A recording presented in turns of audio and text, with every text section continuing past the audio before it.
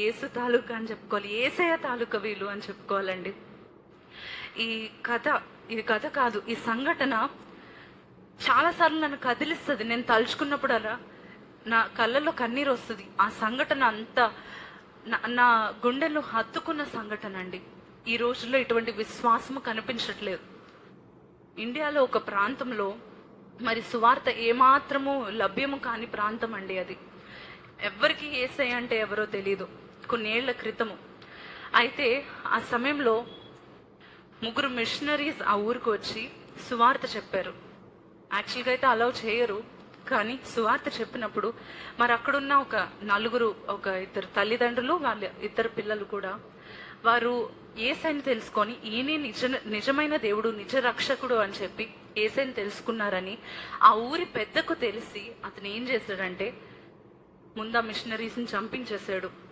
చంపించేసిన తర్వాత వీళ్ళని వదిలేస్తారేమోలే, ఈ ఊరు వాడే కదా అని చెప్పి అనుకున్నారు అందరూ. జాగ్రత్తగా విందామండి. అనుకున్నప్పుడు మరి ఆ ఊర్లో ఉన్న ఈ 4 ఉన్నారు కదా దేవుని నమ్ముకున్న వారు, వారిని ఈడ్చుకుంటూ అవమానించుకుంటూ బూతులు తిట్టుకుంటూ ఊరు మధ్యలోకి తీసుకొని వచ్చి ఒక బాణము, వెళ్ళు బాణము 2 కూడా తీసుకొని వచ్చారండి. తీసుకొచ్చి వారి వైపు ఎత్తిపెట్టి ఆ భార్య వైపు, ఆ పిల్లల వైపు ఎత్తిపెట్టి అతను అడుగుతున్నారు, దేవుని నమ్ముకున్న ఆ తండ్రిని అడుగుతున్నారు, ఇదిగో నీకు ఇదే ఆఖరి అవకాశము, నువ్వు దేవుని నమ్ముకున్నవాడు యేసు మార్గంలో నడుస్తాను అంటే గనక ఈ బాణం నీ పిల్లల్లో నుంచి దూరం వెళ్ళి వాళ్ళు చచ్చిపోతారు. తర్వాత నువ్వు నిర్ణయం తీసుకుంటావో ఇప్పుడు తీసుకుంటావో నీ చేతుల్లోనే ఉంది. దేవుని నమ్ముకుంటావా, యేసు మార్గంలోనే నడుస్తావా, నీ కుటుంబం అంతా హతమైపోతుంది. యేసుని ఇప్పుడే విడిచిపెడతావా, నీ కుటుంబము క్షేమంగా ఉంటుంది, మరలా మాలో మేము కలిపేసుకుంటాం మిమ్మల్ని అన్నారు. అప్పుడు ఆ తండ్రి ఈ పాట పాడాడండి. I have decided to follow Jesus. I have decided to follow Jesus. I have decided to follow Jesus. No turning back, no turning back. ఈ మాట పాడాడండి. పాడుతుండగానే కుమారుణ్ణి బాణం పెట్టి చంపేశారు.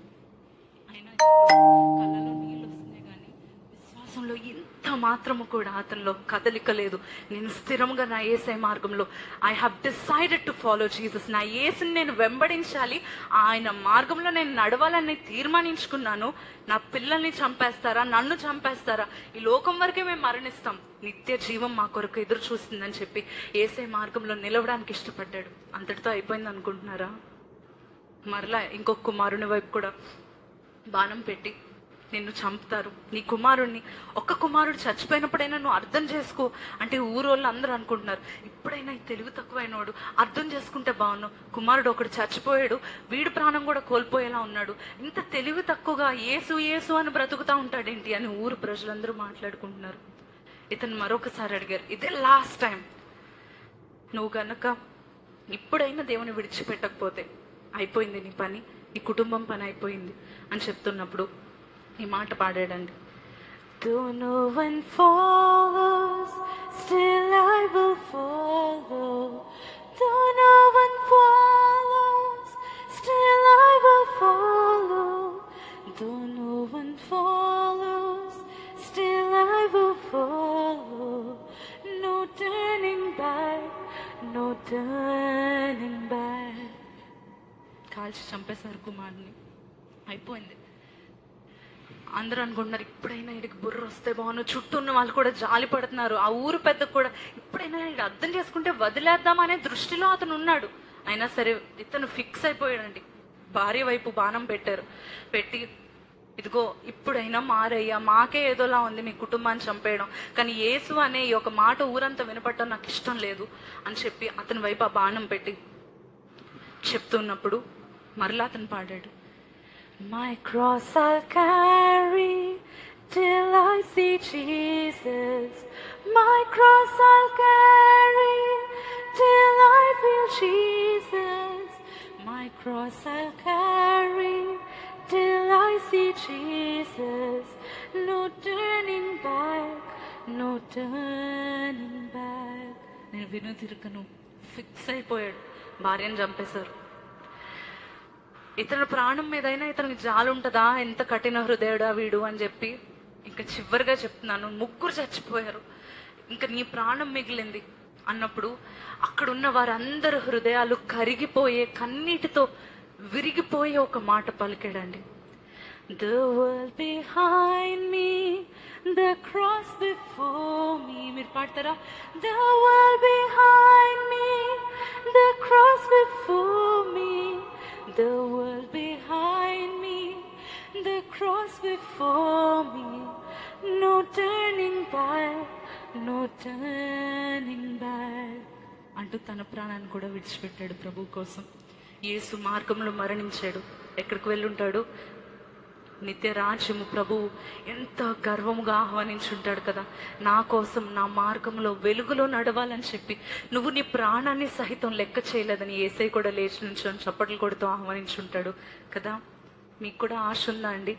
నేను బ్రతికి ఉన్నానంటే దేవుని కోసమే, చావైనా లాభమే. ఎందుకని ఏ సమయంలో అలా అనుకుంటారో తెలుసా?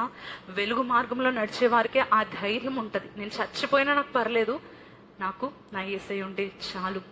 మీరు కూడా ఏ మాట పాడతారా? I have decided to follow Jesus. అందరు కలిసి పాడదామా? ఈ లైనే ఉంటుంది, I have decided to follow Jesus.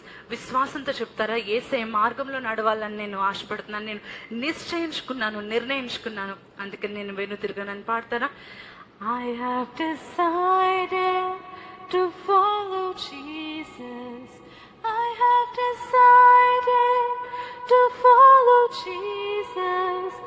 I have decided to follow Jesus.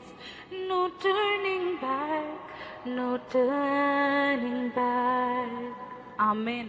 మనందరి జీవితాల్లో ఇది నెరవేరును గాక. ప్రభు కొరకు తీసుకున్న తీర్మానము, నేను వెనుతిరగను. పెద్దవాళ్ళు తీసుకుంటే పర్లేదండి, వాళ్ళకి ఎంతో కాలం లేకపోయి ఉండొచ్చు. యవనస్తులమైన మనము అంటూ ఉంటారు కదా, దేశ పౌరులు మీరే, చిన్నపిల్లలు, ఈ యవనస్తులే ఈ దేశ పౌరులని. ఈ దేశానికే కాదండి, మన ప్రభు రాజ్యాన్ని కట్టే సైనికులముగా, ప్రభు రాజ్యాన్ని కట్టే పనివారముగా, పౌరులముగా ఉన్నవారము మనమే. యవనస్తులమైన మనమే నిశ్చయించుకోవాలి, I will decide to follow Jesus and I will not turn back. నేను వెను తిరుగను. జీవ మార్గంలో, వెలుగు మార్గంలో జీవిస్తూ వెలుగు ఫలములను నేను ఫలిస్తాను. ఆ వెలుగు ఫలాలు ఏంటి గుర్తున్నాయా?